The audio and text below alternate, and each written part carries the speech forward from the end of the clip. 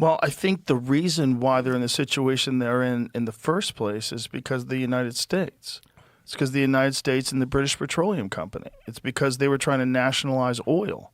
That's what happened in the You first mean place. the Islamic Revolution? Yes. This is how it started in the first place. They realized that the British Petroleum Company was making a ton of money and they wanted to nationalize oil, and we got rid of them. And they installed this Islamic regime. And look, there's a lot of consequences for that down the road. Obviously, the worst side of it was what happened to the Iranian people.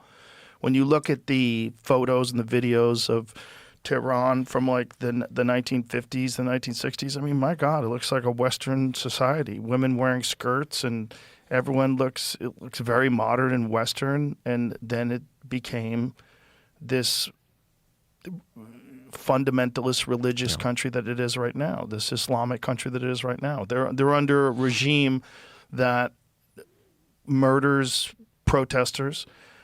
They famously murdered some high-level wrestlers. There was an Olympic gold medalist of the United States. The UFC tried to get involved and try to keep him from getting murdered. They do horrible things. There's no doubt about it. It's a terrible regime.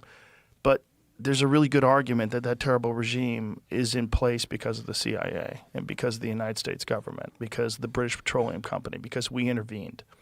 And we've done that in the past. We did that with Libya, right? There's a reason why Muammar Gaddafi was out. You know, we had Russell Crowe, who's a brilliant guy, on the podcast, was like explaining the history of Libya and how great it was for Libyan people when Muammar Gaddafi was in power. That if anybody wanted to get an education anywhere, they had some certain skills or talent in some certain area, they would fully pay for their education overseas. They gave everyone a house. Everyone who lived there had a home. I mean, people were educated. And he was trying to set up something akin to the United States, but the United States of Africa. And, you know, and they were like, we can't have any of that. And so they got rid of him, and Libya became a failed state.